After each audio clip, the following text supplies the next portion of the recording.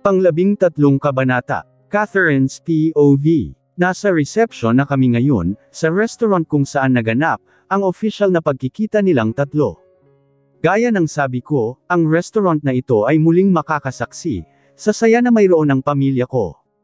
For information, ang restaurant na ito ay binili na ni Matthew, dahil sa parehong rason, kung bakit ko gusto ang restaurant na ito. The program started and this time, we as their parents need to say something in front. Let's welcome, Mr. Matthew Arevales. Ang hot at gwapong ama ng kambal. Everyone clapped and I smiled Matthew, but before he could step up to the stage, he neared his face to mine and said, "Wife, I won't have them without you, and I promise no matter what happened, my love for the three of you won't ever end. I love you, Catherine." He kissed me in lips before he proceeded in front. Oh, may pakis pa si Mrs. Saad ng tagapagsalita sa harap, kaya naghiyawan ang mga tao, na siyang ikinaakyat ng dugo sa mukha ko. Good afternoon everyone, first of all, thank you for coming with us today, to celebrate the 4th birthday of our twins. He stopped from talking and stared the twins. Happy 4th birthday Kuya Ryle and Baby Zia. I know I have a lot of shortcome, to the both of you including you, wife. I have mistakes and cause you guys to be hurted, but remember this, I never intended and wanted. I won't wish any more twins, you both surpassed and enough. One thing, I wished for my twins is to have a healthy and happy life, and I'll here to give. I love you both. He finally said and he neared to the twins. Umiiyak silang tatlo habang nagyayakapan. Seeing them with that scenario, wants me to cry not because of pain, but of happiness. Sa mommy naman tayo, Mrs. Sophie Catherine Arevales. Umakyat ako sa stage habang nasa kanila ang tingin ko. Maging sila ay napatigil, habang pinagmamasdan ako. Ngumiti ako sa harapan bago ako pumunta sa gawin nila. Umupo mismo sa harapan nilang tatlo, at nagsalita. Ika-4 nyo ng taon ngayon mula nang ipinanganak ko kayo, pero ang alaala sa mga oras na iyon, ay sariwa parent sa isipan ko. Si Ryle ang naunang lumabas, ngunit pagkatapos siyang lumabas, ay pinakaban niya ako. Ryle, you don't know how nervous I am from that mom, lumabas ka na nga pero di ka naman agad umiyak. Alam mo bang napatigil ang doktor at nurses, dahil kahit pinalo na ang puwet mo di ka parent umiyak, pero dahil desidido kami noon, inulit ng doktor ang pagpalo sa puwet mo, and guess what anak, mas malakas ang iyak mo, kesa sa kapatid mo nang lumabas siya. After minute, muling humilab ang tiyan ko, and that time si Baby Zia na ang lumabas. Huminto ako sa pagsasalita, dahil halos hindi ko na maibigkas ng maigi ang bawat salita, at pinunasan ng mga luha na kumalat, sa buong mukha ko. Sobrang saya ko dahil binigyan ako ni ama ng 2 bata, kung saan sila ay mapagmahal at maaruga. Babies, ang mundo ni mommy bago kayo dumating, ay puno ng dilim at pasakit ngunit dahil sa inyo muli kong nakita ang liwanag at pag-asa. I'm so happy and blessed mga anak. And now, birthday nyo na ulit. Hindi na kayo bata pero tandaan nyo ito, mananatiling baby kayo ni mommy. I love you so much babies ko, and I'm wishing you both a happy and blessed birthday. Always remember, mom and dad will always here for you mga anak. Umiiyak akong yamakap sa kanilang dalawa, habang si Matthew naman ay lumapit na rin upang yamakap. Pumalakpak ang lahat, kaya muli kaming napatingin sa mga tao, na nakikipagdiwang sa kaarawan ng aking mga anak. Happy birthday to you! Happy birthday to you! Happy birthday! Happy birthday! Happy birthday Ryle and Zia! Blow your candles cake. Make a wish. They both have cakes with same design which is SpongeBob SquarePants. Actually, may malaking SpongeBob rin na naka-custom, and nasa tabi niya ang 2 bata. Ang saya-saya nilang dalawa, yamakap si Matthew sa aking tabi, habang masaya niya ring pinagmamasdan ang 2. Thank you and I love you wife until the endless of the world. He said and kissed my forehead. I just smiled and answered him. I love you too, my hubby, my mind, and my everything, till my heart melts to million pieces. Mommy, Daddy, Zia and Ryle shouted and ran near to us. Bumaba kami ni Matthew upang pumantay kami sa dalawa, at sinalubong sila ng mahigpit na yakap. Natuloy-tuloy ang pagdiriwang hanggang sa natapos, at nagsiuwian na rin ang ilang bisita. Ate Catherine, someone called me and ran afterwards. Sam, I hugged her tight and kissed her cheeks. I missed you ate, di ka naman dumalaw noong dumating ka na dito sa Pinas. Ang daye mo, hinihintay kayo namin lalo na ang kambal. Walang kupas ang sweetness nyo ah. Pasimple kung siniko si Sam, at naiilang nang umiti sa asawa niya. I miss you too, Sam. Anyway, halika dito, ipapakilala kita ng personal sa mga pamang. Natigil ang dapat na sasabihin ko nang biglang sumulpot si Kyle, habang nasa tabi niya si Clara. I smell something fishy, sinagot niya na kaya ang kapatid ko. Wait, ipapakilala mo siya without me. Seriously Catherine, di mo ba ako aalukon rin para maipakilala mo sa kanila ang gwapo nilang T? Napahinto si Kyle sa pagsasalita. Bigla siyang binatukan ni Clara. Ayan kasi hahaha, oh, masakit mahal. Sumimangot si Kyle pero inismiran lang siya ni Clara. Sabi ko nga, sila na talaga. Anyway, sister I missed you so much lalo na itong GF ko. Yamakap si Kyle sakin at agad ring kumalas, dahil muling siyang nakatanggap ng palo sa batok mula kay Clara. Anong GF ka dyan, manigas ka? Hindi kita sasagutin no. Tumatawa si Sam habang ako naman ay pang-asar na tingin. Assuming din itong kapatid ko. Tara na nga, baka iiyak yan Clara, sige ka. Let's go, the twins excited to see you guys. Lumapit kami sa dalawa, habang busy sila sa paglagay nila sa basket ng mga gifts nila. Babies, tinawag ko sila at bumaling rin ang atensyon nila sa amin. Agad na lumaki ang mata ni Zia, at patakbong yamakap kay Sam na siyang ikinagalak nila pareho, habang si Ryle naman ay nag-appear sila ni Kyle. Napatigil rin si Matthew sa pag-assist sa mga natitirang bisita, kaya lumapit siya sa amin at agad na yamakap ang braso niya sa baywang ko. Mine, sila Kyle at Sam pala. Tumanggo lang siya habang nagtugma ang kanyang mga kilay, na tumitingin ngayon kay Sam. Until now, alam kong may galit parents si Matthew sa mga kapatid ko, lalong-lalo na kay Sam. I can't blame him, maging ako ay may nararamdaman parent akong ilang kay Sam. But as they say, past is past. And I already moved on, well aside from Matthew dahil halata sa mukha niya, ang pagkairita kay Sam. Pare, tawag rin ni Kyle kay Matthew, at gaya ng dati tangulang ang tugon nito. Kuya Matthew, ngayon naman ay si Sam na ang tumawag sa kanya, kaya muling nairita ito. Paimpol kong pinisil ang palad ni Matthew, kaya bumaling ang tingin nito sa akin. Naluso ang iritasyon sa mukha niya, nang makita niya akong ngumingiti sa harapan niya. Tumingkad ako at bumulong. She's not Blair, she's Samantha, Matthew. Forgive her, mine. It was all planned before, at hindi niya rin naman gustong gawin iyon. I already forgive her and I hope, you too. After that, I kiss his lips in front of them. Sa huli ay tumango at pilit itong ngumiti kay Sam. Mommy, naabala at kinabahan kami nang biglang sumigaw si Zia sa labas ng restaurant, habang pilit siyang kinakarga sa sasakyan, siya yung SpongeBob costume. What the? Agad na tumakbo si Matthew, at pilit na hinahabol ang sasakyan, ngunit nakalayo na ito. Habang ako ay nakatulala at umiiyak na. Linapitan ko agad si Ryle na nakaupo sa kalsada, habang umiiyak ring pinagmamasdan na lamang ang kapatid niya. Mommy, si Zia. Si Zia kinuha nila. Mommy ang ilisis ko, kinuha nila. Umiiyak at galit na sigaw ni Ryle. Catherine's POV. Lakad ng lakad si Matthew habang nasa harapan ko siya, habang si Kuya Ryle naman ay nakatitig lang sa kawalan, at makikita sa buong mukha niya ang kalungkutan at galit. Habang ako'y di mapigil parent sa pagiyak. Paano na ang anak ko? Nasaan na siya ngayon? Anong ginagawa nila sa kanya? Sino ang taong nasa likod nito? Sino? Hindi ko mapapatawad ang sarili ko, kapag may mangyaring masama sa anak ko, tumawag na kami sa pulis, at hanggang ngayon ay wala parent silang lead, kung sino ang taong nasa likod ng lahat, huminto si Matthew nang makita niyang umiiyak parent ako. Wife, stop crying please. Look at yourself, putlang-pula ka na. Uminto sa pagsasalita si Matthew, at dahan-dahan niyang hinawakan ang mukha ko, paarap sa kanya.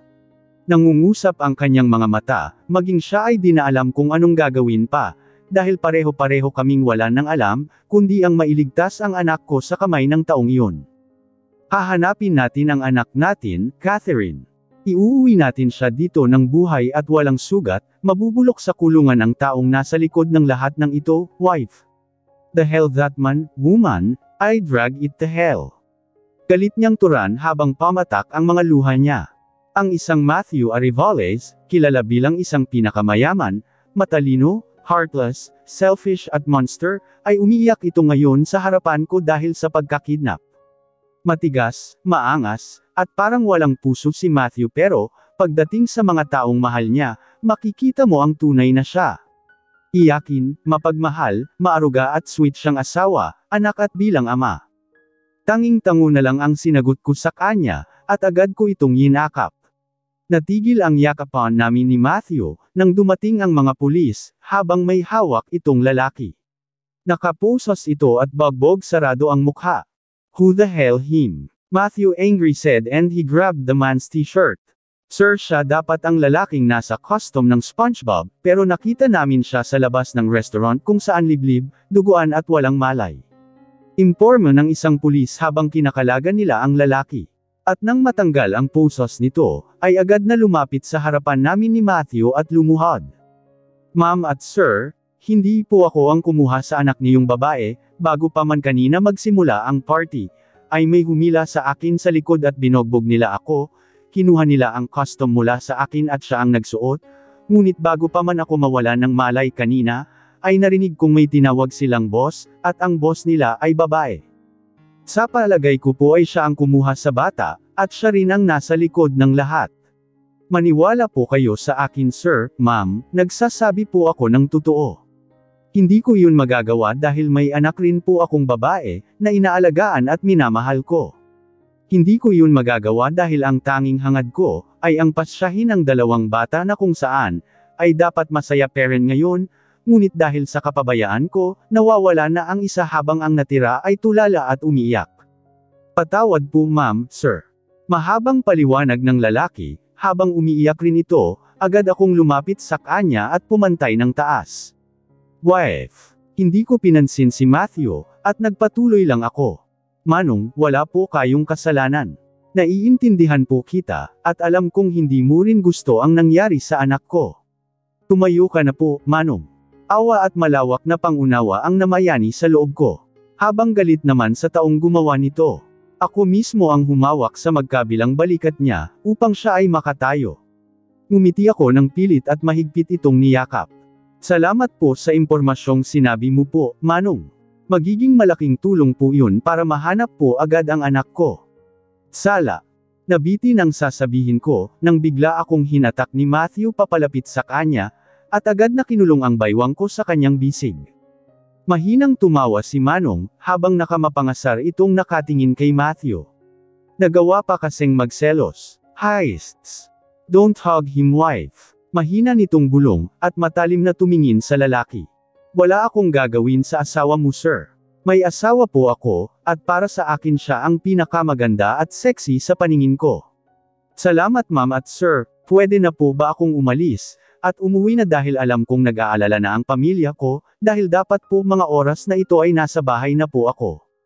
Opo, pwede na po, Manong, agad na namang naputol ang sasabihin at gagawin ko, nang biglang sumingit ulit si Matthew. Kahit kailan talaga, may asawa na nga ang tao ganyan pa kung umasta. Here's the money, take it as our payment to you and tip. He said and give money to the man.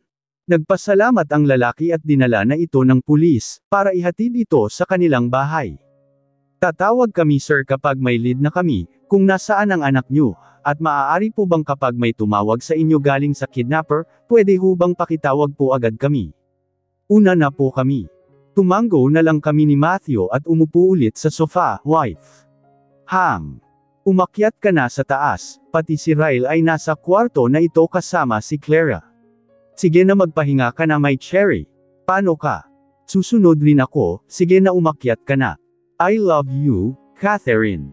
I love you too. Masuyong humulik si Matthew sa akin, at inakay na ako paakyat papunta sa kwarto. Nang nakapasok na ako, ay agad na rin itong umalis pababa. Naiwan ako sa kwarto, umupo sa kama at napatingin sa aking paanan. Ang anak ko, si Ryle. Agad akong tumayo at pumunta sa kwarto nila Ryle at Zia. Si Zia, ang anak ko nasa panganib pa rin hanggang ngayon. Ryle. Mahina kong tawag malapit sa pintuan ng kwarto nila, at kumatok ng mahina. Ate, bukas po yan. Naglibot ang tingin ko sa buong kwarto, at nakita kong ang gulo ng kwarto, lahat ng SpongeBob na gamit ay punit at sira-sira na, maliban sa mga kagamitan ni Zia. Pumasok pa rin ako at tumingin kay Clara, na para bang tinatanong kung anong nangyari. Mula nang umakyat kami dito ate, nagwala si Ryle. Nagpunit siya at sinira lahat ng gamit niyang SpongeBob, pero tinira niya ang kay Zia, dahil sabi niya baka daw magalit ang little sister niya. Ang lakas ng iyak niya at sigaw kanina ate. Sobrang awang-awa ako sa kanya ate. Tumanggo ako at tumingin sa paligid, sira na ang lahat ng gamit ni Ryle. Huwag kang mawawala ng pag-asa ate, makikita rin po natin si Zia, at ang taong iyon ay magbabayad sa kulungan po. Tumingin siya kay Ryle at nagsalitang muli. Kanina pa po siya nakatingin sa kama ni Zia ate, at kanina po ay nagmura na rin ito. Mukhang sinisisi niya ang sarili niya, sa pagkakidnap sa kapatid niya. Pwede mo ba kaming iwan muna Clara, at kung maaari pakisabi sa kuya mo, dito ako sa tabi ni Ryle matutulog, para na rin mabantayan ko siya, at maipaliwanag na wala siyang kasalanan doon. Thank you. Ngumiti siya at umalis. Lumapit ako sa tabi ni Ryle, nakahiga siya ngunit nakatingin ito sa kama ni Zia. Kinaplos ko ang buhok niya, dahilan para tumingin siya sa akin, at agad na yamakap at humagulgol na. Mommy, si baby Zia ko po. Kinuha nila, mommy kinuha ng SpongeBob human si Zia. Mommy, wala si Zia. Umiiyak at galit na saad ni Ryle, habang mahigpit na yakap, at linubog nito ang buong mukha sa aking leeg. Son. Look at me. Hinawakan ko ang mukha niya at hinarap sa akin. Look Kuya Ryle, mahahanap at makikita rin natin si Zia. Uuwi siya dito, iuuwi siya ni mommy at daddy dito. Okay, don't cry and don't think too much. Promise ni mommy na iuuwi ko ang kapatid mo dito ng buhay, at muli natin siyang makakasama. Kaya tahan na ha. Sige na matulog ka na, dito lang si mommy babantayan kita Kuya Ryle ko. I will kill the man or woman behind of this mom, I will never forget this what happened to my little sister. Okay, tama na Kuya Ryle ha. Sige na tulog na. Mommy will always hear okay. I love you, sleep na. Malambing kong saad at hinalikan ang noo nito. I love you too, mom. Inayos ko ang higa niya at kinumutan ko muna siya, bago ako lumapit sa kama ni Zia. Dahan-dahan akong umupo sa kama ni Zia, at hinaplos ang unan nito, at humiga at mahina na lang na umiyak. Hindi ko mapigilan, hindi ko kayang mawalay ang anak ko sa akin. Hindi ko kaya. Anak, whatever you are right now, I will come and save you anak. Just wait mommy and daddy, ililigtas ka namin sa kamay ng babaeng iyan. I love you so much my baby Zia. Dahil sa pagod at sakit na nararamdaman ko, ay nakatulog ako. Catherine's POV. Mom. Mommy. Mommy please help me. Mommy. Agad akong bumangon mula sa pagkakahiga at kapagkatulog. Tinatawag ako ng anak ko. Kailangan niya ako. Kailangan ako ng anak ko. She's crying and she's begging for my help. My baby Zia needs me. Hindi ko mapigil ang lumuha, pilit na pinapakalma ang sarili, dahil ayaw kong magising ang isa ko pang anak. Tumingin ako sa gawin ni Ryle, mahimbing na ang tulog nito, ngunit bakas parent sa buong mukha niya ang lungkot. Hindi rin nakaligtas ang mga luha sa bawat mata niya. Marka ito na bago pa man siya makatulog ay umiyak ito. Alam ko ang nararamdaman niya, dahil maging ako ay natatakot sa pwedeng mangyari sa anak ko. Mahigit 1 oras na simula nang nakidnap ang anak ko, at hanggang ngayon ay wala parent kaming lead, dahil wala pang nakakalap ang mga pulis. Naputol ang aking pag-iisip, nang biglang may tumawag sa aking telepono, agad akong kinabahan at sumibol ang galit sa dibdib. Alam ko ang tumatawag, ay ang taong kumuha sa anak ko. Hello, kabado ang aking tinig.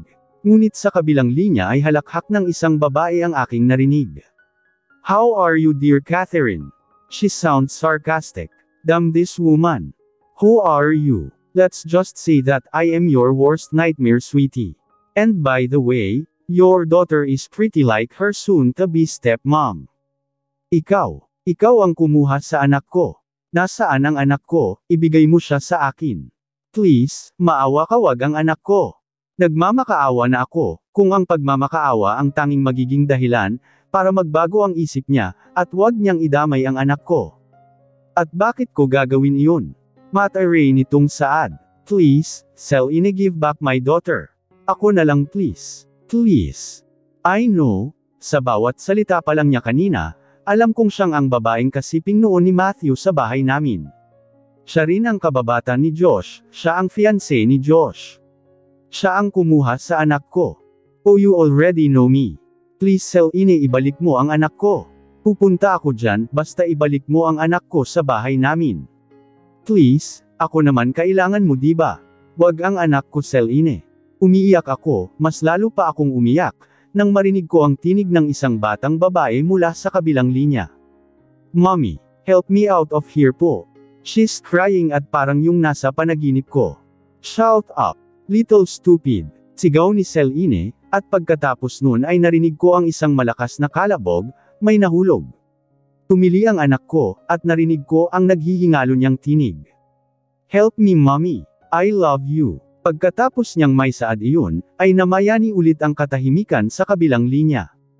Ayusin niyo ang batang iyan, bagay lang sa kanya ang tigas ng ulo niya. Galit na sigaw ni Celine, at muling bumaling ang atensyon nito sa akin.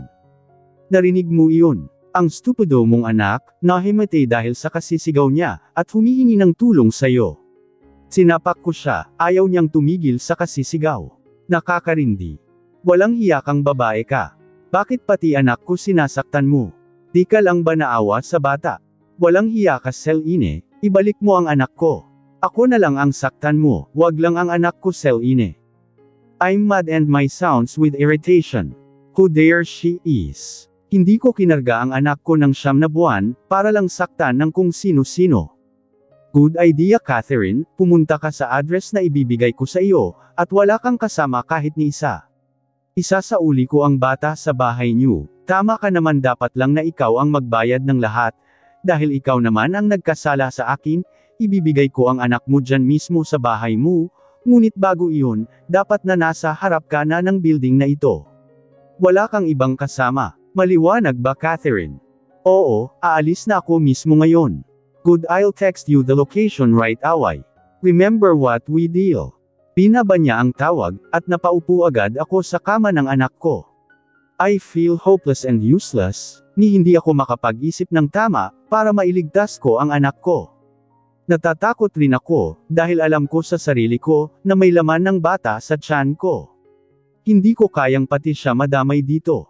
Oo, buntis ako. Alam kong magiging masaya ang tatlo, kapag nalaman nila, pero sa sitwasyon na ito, hindi ko na alam ang gagawin ko. Ayaw kong mapahamak ang anak kong si Zia, pero ayaw ko ring mapahamak ang batang nasa sinapupunan ko.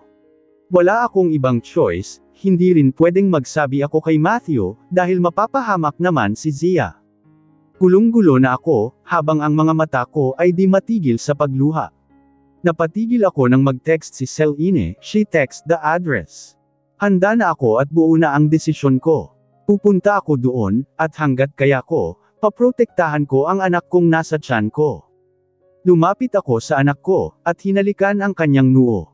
I'll be back, son, I will save your little sister. Trust me with this, anak, uuwi ang kapatid mo dito. Pagkagising mo, nasa tabi mo na siya, mahal na mahal ko kayo, anak, at gagawin lahat ni mommy para sa inyo. My tears dropped to his face, that's why I aggressively wipe away. I kiss him one more time, and I went out from their room and house. Babalik si mommy, Ryle. I love you, please take care yourself and your dad. I love you both. I whisper and drive the car until I reach the location. Abandong building, matayog at ang creepy niya tignan. Nanatili ako sa sasakyan saglit, bago ako lumabas na siyang paglabas rin ng isang van. Malapit lang ang van, at kitang-kita ko ang pagbuhat nila sa anak kong walang malay papasok sa van. Ibalik niyo sa bahay nila, siguraduhin yung nasa maayos na kalagayan siya, dahil hindi ko rin naman maaatim na mapahamak ang batang iyan. Nagugulat ako sa kanyang mga sinabi, kung ganun bakit niya kinuha ang anak ko, kung wala naman pala siyang balak dito. Tandaan, ginamit lang natin ang batang iyan, para mapasunod si Catherine, dahil si Catherine naman talaga ang pantirya natin. Sige na ibalik niyo siya ng maayos, pero wag na wag kayong magpapakita kay Matthew, o kahit sino man. Kapag kayo nahuli, wag na wag niyo akong ikakasa, dahil lahat kayo sumang-ayon dahil sa pera. Nagkakaintindihan ba tayo? Opo Ma'am Celine. Umalis ang van at sa pagkakataong ito, alam kong magiging ligtas na ang anak ko. Dali-dali ulit akong sumakay sana sa aking sasakyan, upang umalis na, nang biglang may malamig na damapo sa aking ulo. Huwag kang gagalaw o magbalak na tatakas man. Sige lakad. Nahuli ako ng mga tauhan ni Celine, pilit kong sinilip sa loob ng kotse ko, kung nasa loob ba nito ang telepono ko, ngunit nabigo ako. Naiwan ko mismo sa loob ng kwarto ng mga anak ko. Sana ang telepono kung iyon ang maging dahilan, para matonton ako ni Matthew at nang mahuli na nila si Celine. Sinunod ko ang sinabi nila, lumakad hanggang makapunta kami mismo sa harapan ni Celine. Tila ba nasa kanya na ang lahat dahil ang lawak ng ngiti niya, batid kong masaya nga siya, dahil sa kanyang ekspresyon. Itali niyo siya sa upuan at iwan niyo kami.